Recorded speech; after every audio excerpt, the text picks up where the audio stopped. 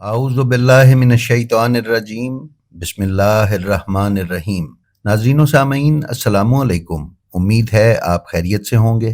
ناظرین، روز کی طرح اپنی ویڈیو پر جانے سے پہلے ہم آپ سے گزارش کریں گے کہ ہمارے نئے شروع کیے جانے والے channel blend of history English کو سبسکرائب کر لیں اور اس کے بیل آئیکن پر کلک کر لیں تاکہ اس پر پیش کی جانے والی کسی بھی ویڈیو سے محروم نہ رہ سکیں۔ ناظرین، اپنی انبیاء سیریز کی 7ویں ویڈیو کے حصہ اول میں ہم نے جناب ابراہیم علیہ السلام کے کچھ حالات آپ کی خدمت میں پیش کیے تھے اور آپ سے گزارش کی تھی کہ چونکہ حضرت ابراہیم علیہ السلام کے حالات زندگی طویل ہیں، اس لیے ویڈیو کے حصہ دوئم میں بتائے جائیں گے، لہٰذا ہماری یہ ویڈیو اپنی پچھلی ویڈیو کا تسلسل ہے جس میں ہم نے آپ کی خدمت میں یہ پیش کیا تھا کہ کس طرح جناب ابراہیم علیہ السلام حضرت ہاجرہ کو مصر سے لے کر نکلے اور مکہ کی سرزمین جو کہ اس وقت ایک ویرانہ تھا لے کر پہنچے۔ ناظرین، علامہ نجم الحسن کراروی نے اپنی کتاب تاریخ اسلام میں بیان کیا ہے کہ حضرت ابراہیم کی بیوی سارہ نے انہیں کہا تھا کہ ہاجرہ کو کسی ویرانے میں چھوڑ آؤ جہاں نہ آبادی ہو، نہ زراعت ہو، نہ کوئی عمارت ہو۔ حضرت ابراہیم ابھی حضرت سارہ کے اس مطالبے کو سن کر اس پر غور کر رہے تھے کہ جبرائیل علیہ السلام نے ان سے کہا کہ یہ جو کہتی ہیں وہ کرو۔ اس پر جناب ابراہیم جناب ہاجرہ کو حضرت اسماعیل سمیت، جن کی عمر اس وقت 2 سال تھی، لے کر ایک طرف کو چل پڑے۔ جبرائیل نے پوچھا کہاں لیے جاتے ہو؟ تو کہا کسی بے آب و گیاہ جنگل میں۔ جبرائیل نے انہیں کہا کہ مکہ کی طرف چلو، اس سے زیادہ پتھریلا اور ریتلا ویرانہ اور کہاں ہوگا۔ لہٰذا حضرت ابراہیم مکہ کی طرف چل پڑے۔ جبرائیل راستہ بتاتے جاتے اور یہ چلتے جاتے تھے۔ چلتے چلتے ان کی سواری مقام زمزم پر پہنچی جو اس وقت ایک چٹیل میدان تھا۔ نہ اس جگہ پانی تھا، نہ سبزہ اور نہ ہی گھاس تھی، اور نہ ہی وہاں انسانوں کا کوئی بسیرا تھا۔ وہاں پر کسی قسم کی آبادی اس وقت موجود نہ تھی۔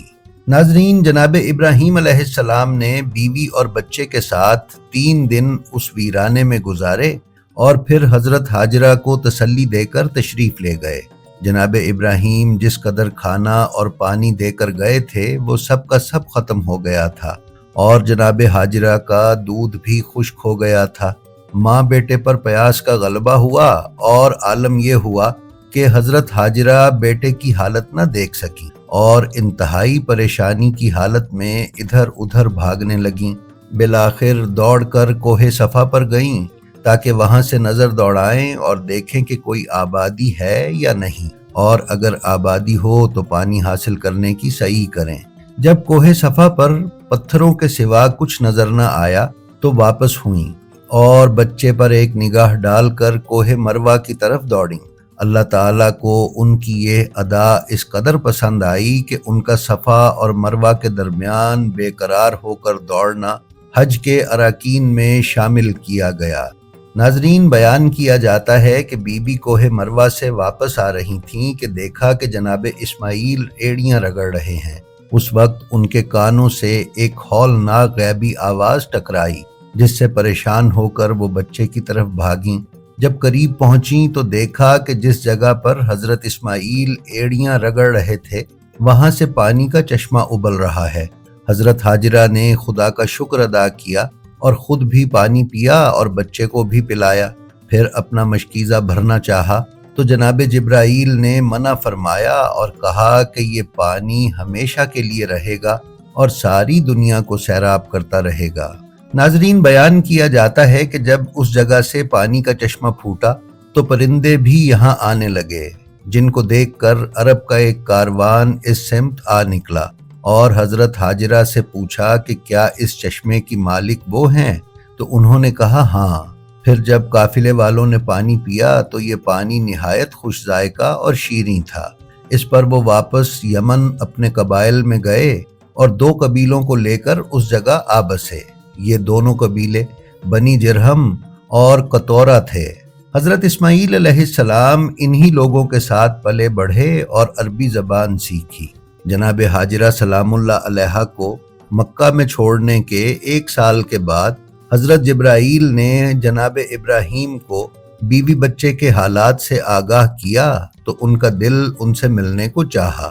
ایک روایت کے مطابق جب جناب اسماعیل علیہ السلام کی عمر 5 سال ہوئی تو دوسری طرف حضرت سارہ کے بطن سے جناب اسحاق اس دنیا میں تشریف لائے۔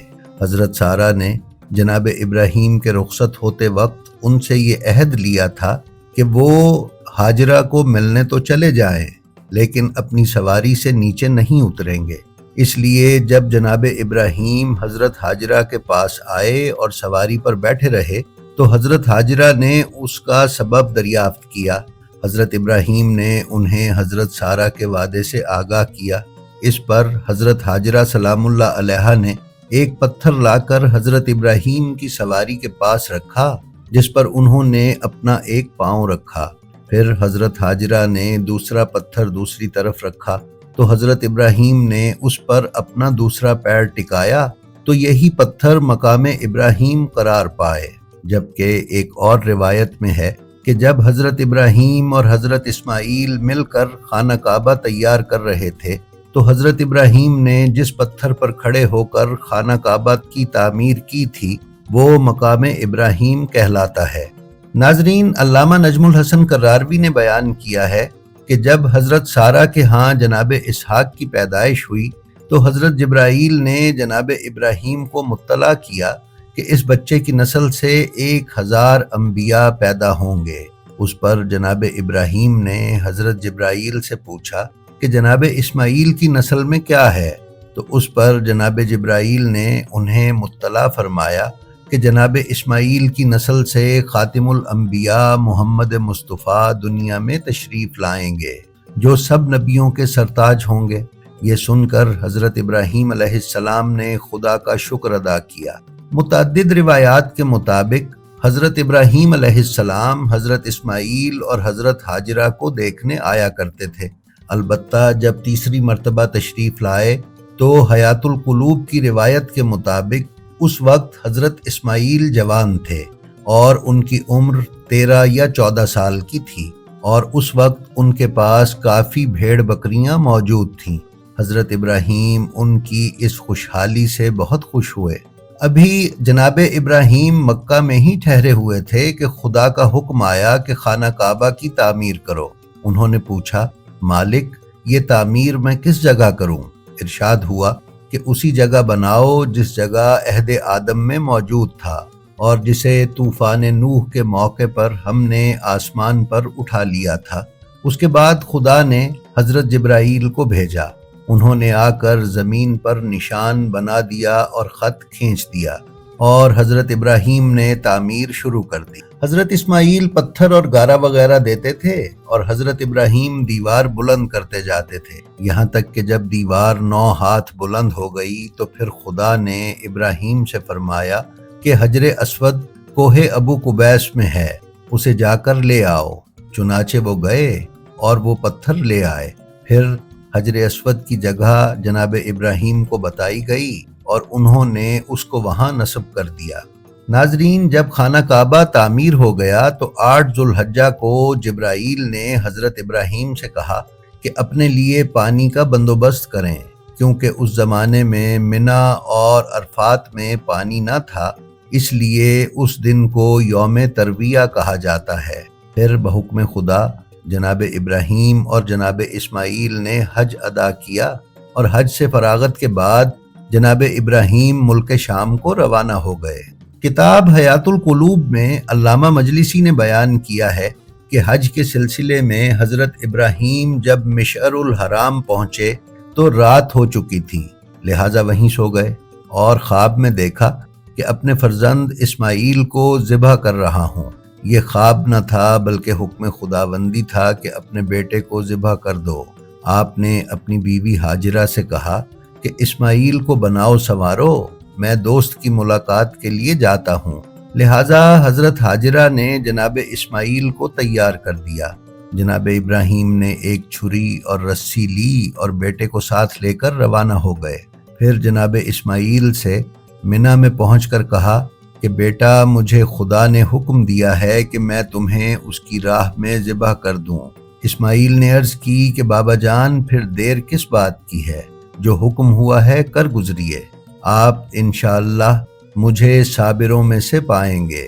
جناب ابراہیم نے اس خیال سے کہ جوان بیٹے کا تڑپنا دیکھا نہیں جائے گا اپنی آنکھوں پر پٹی باندھ لی۔ کتاب کشف الغمہ کی روایت کے مطابق اس وقت باپ اور بیٹا دونوں گریہ کر رہے تھے، کیونکہ یہ فطری تقاضا تھا۔ بہرحال ناظرین، جناب ابراہیم نے حضرت اسماعیل کو زمین پر لٹایا، پھر ان کی گردن پر چھری چلا دی، لیکن چھری پلٹ گئی۔ اس طرح 3 بار ہوا۔ پھر آپ نے چھری کو مضبوطی سے پکڑا اور زمین پر گھٹنے ٹیک کر پوری طاقت سے چھری کو دبا کر چلایا تو گلا کٹ گیا۔ اس پر جناب ابراہیم خوش ہو گئے کہ قربانی کامیاب ہو گئی، خدا نے بھی فرما دیا کہ تم نے خواب سچ کر دکھایا۔ لیکن جب جناب ابراہیم نے آنکھوں سے پٹی کھولی تو دیکھا کہ ایک دمبا ذبح ہوا پڑا ہے اور حضرت اسماعیل علیحدہ کھڑے ہیں، تو جناب ابراہیم غمگین ہو گئے۔ اسی وقت ارشاد باری تعالیٰ ہوا کہ ابراہیم رنجیدہ نہ ہو، ہم نے اس قربانی کو ذبح عظیم سے بدل دیا ہے۔ ناظرین، امام صادق علیہ السلام کی روایت کا خلاصہ یہ ہے کہ جب جناب اسماعیل ذبح ہونے سے بچ گئے اور حضرت ابراہیم سخت رنجیدہ ہوئے تو خداوند عالم نے ارشاد فرمایا کہ اے ابراہیم، صلب اسماعیل میں نور محمد ہے، اب تم مستقبل کے حالات دیکھو۔ پھر جناب ابراہیم کو واقعہ کربلا دکھایا گیا۔ حضرت ابراہیم نے جب امام حسین علیہ السلام کی شہادت کا منظر دیکھا تو بے اختیار گریہ فرمایا۔ ناظرین، علامہ نجم الحسن کراروی نے تاریخ اسلام میں بیان کیا ہے کہ اس واقعے کے 2 سال کے بعد جناب حاجرہ کا انتقال ہو گیا۔ بنی جرہم نے بہت تز کو احتشام کے ساتھ حضرت حاجرہ کو حجر اسود کے قریب دفن کیا، جبکہ معتبر روایات میں یہ ملتا ہے کہ جناب حاجرہ خانہ کعبہ کے ساتھ حتیم کی جگہ میں دفن کی گئیں۔ جناب حاجرہ کی وفات کے بعد جناب اسماعیل نے ترک وطن کا فیصلہ کیا۔ جب جرہمیوں کو حضرت اسماعیل کا ارادہ معلوم ہوا تو انہوں نے جناب اسماعیل کی شادی اپنے قبیلے کی ایک خاتون اسامہ یا امادہ نامی سے کروا دی۔ یہی وہ خاتون تھی جنہیں حضرت اسماعیل نے بعد میں طلاق دے دی تھی۔ ناظرین، اب کی بار جب حضرت ابراہیم حضرت اسماعیل سے ملنے آئے تو حضرت حاجرہ کا انتقال ہو چکا تھا اور حضرت اسماعیل کی شادی ہو چکی تھی۔ جب حضرت ابراہیم مکہ پہنچے تو اس وقت اسماعیل گھر میں نہیں تھے۔ تب حضرت ابراہیم علیہ السلام نے بہو سے کھانا مانگا تو اس نے نہ تو کھانا دیا اور نہ ہی پانی۔ آپ نے اس عورت کو کہا کہ جب اسماعیل واپس آئے تو میرا بتانا اور کہنا کہ گھر کی چوکھٹ بدل دے۔ جب جناب اسماعیل واپس آئے تو بیوی نے کہا کہ اس حلیے کے ایک بزرگ آئے تھے اور وہ آپ کے نام پیغام دے گئے ہیں کہ گھر کی چوکھٹ بدل دو۔ اس پر جناب اسماعیل نے اس خاتون کو بتایا کہ وہ میرے والد تھے اور وہ مجھے تیری طلاق کا حکم دے کر گئے ہیں۔ بہرکیف جناب اسماعیل نے والد کے حکم پر بیوی کو طلاق دے دی۔ اس کے بعد جناب اسماعیل نے حیفا بنت مزاز سے شادی کی، اور اب کی بار جب حضرت ابراہیم تشریف لائے تو اس بار بھی اسماعیل گھر پر نہیں تھے۔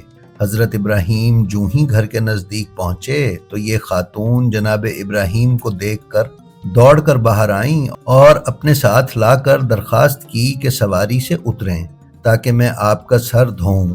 آپ نے فرمایا میں سواری سے نہ اتروں گا۔ اس نے کہا اچھا سر جھکا دیجئے کہ میں بوسہ دے لوں۔ پھر جناب ابراہیم کی خدمت میں کھجور، گوشت اور دودھ حاضر کیا۔ آپ نے اسے دعا دی اور بیٹے کے لیے پیغام چھوڑا کہ گھر کی یہ چوکھٹ نہایت عمدہ ہے، اسے برقرار رکھنا۔ ناظرین، اسی طرح حضرت ابراہیم نے جناب اسحاق کی شادی بابل کی ایک خاتون ربقہ بنت بطویل بن ناہور جو کہ حضرت ابراہیم کے بھائی تھے سے کر دی۔ جناب اسحاق کی شادی کے وقت جناب سارہ حیات تھیں۔ ناظرین، مورخ خامن شاہ پاشا نے روضۃ الصفا میں لکھا ہے کہ جب حضرت ابراہیم خانہ کعبہ کی تعمیر کے بعد شام واپس تشریف لائے تو اس کے دوسرے سال جناب سارہ اور حضرت اسحاق سمیت حج کے لیے مکہ آئے۔ اس کے بعد حضرت سارہ اور جناب اسحاق کو دوبارہ اکٹھے حج پر آنا نصیب نہ ہوا اور آپ کی وفات ہو گئی۔ انتقال کے وقت حضرت سارہ کی عمر 127 سال تھی۔ آپ کی وفات ملک شام میں ہوئی۔ ناظرین، رسول خدا صلی اللہ علیہ وآلہ وسلم کی روایت کے مطابق کہ جسے حضرت ابو ذر غفاری نے نقل کیا ہے، حضرت ابراہیم علیہ السلام پر 10 صحائف نازل کیے گئے تھے۔ حضرت ابو ذر نے پوچھا تھا کہ حضرت ابراہیم کے صحیفوں میں کیا تھا؟ تو رسول اکرم صلی اللہ علیہ وآلہ وسلم نے فرمایا کہ ان میں ہدایات تھیں، یعنی ناظرین اللہ تعالیٰ کی طرف سے وہ ہدایات جو حضرت ابراہیم کی قوم کے لیے تھیں، وہ ان کے صحیفوں میں نازل کی گئی تھیں۔ کتاب روضۃ الصفا کی جلد اول میں ہے کہ حضرت ابراہیم جب مکہ معظمہ سے شام واپس جانے لگے تو اسماعیل کو مکہ معظمہ میں اپنا خلیفہ بنا دیا۔ پھر وہاں سے روانہ ہو کر ملک شام پہنچے اور وہاں عمر کا بڑا حصہ گزار دیا تو جناب اسحاق کو ملک شام میں اپنا ولی عہد اور خلیفہ مقرر کیا۔ حضرت ابراہیم علیہ السلام کی حضرت اسحاق اور حضرت اسماعیل کے علاوہ اور بھی بہت سی اولادیں تھیں، لیکن ان کے ہاں کوئی بیٹی نہ تھی جس کی انہیں بہت تمنا تھی۔ رسول اکرم نے ارشاد فرمایا ہے کہ حضرت ابراہیم کو بیٹی کی تمنا اس لیے تھی کہ جب وہ دنیا سے جائیں تو ان کے مرنے کے بعد ان کی بیٹی ان کا سوگ منائے اور گریہ وزاری کرے۔ ناظرین، روایات میں بیان کیا گیا ہے کہ حضرت ابراہیم نے بارگاہ خداوندی میں یہ درخواست کی تھی کہ جب تک میں خود نہ کہوں تب تک مجھے موت عطا نہ کی جائے، اور خداوند عالم نے ان کی اس درخواست کو منظور فرمایا تھا۔ پھر جب حضرت ابراہیم علیہ السلام کا آخری وقت آیا تو ملک الموت کو ایک نہایت ضعیف مرد کی صورت میں حضرت ابراہیم کے پاس بھیجا۔ حضرت ابراہیم جو کہ مہمانوں کے عاشق تھے، فوراً ایک گدھا لے جا کر اس بوڑھے شخص کو اپنی قیام گاہ پر لے آئے اور کھانے کے وقت اس کے سامنے کھانا رکھا اور خود بھی ساتھ بیٹھ کر کھانے لگے۔ اس مرد ضعیف کا بدن بڑھاپے کی وجہ سے شدید کانپ رہا تھا اور اس میں لرزہ تھا۔ وہ کھانا کھانے سے مجبور و معذور تھا۔ جب لقمہ اٹھاتا تو سیدھا منہ میں نہ لے جا سکتا تھا اور سخت عاجز اور پریشان تھا۔ حضرت ابراہیم نے پوچھا، اے شیخ، تیری یہ حالت کیوں کر ہے اور اس کا سبب کیا ہے؟ اس نے جواب دیا، یہ جو کچھ دیکھ رہے ہو بڑھاپے کی وجہ سے ہے۔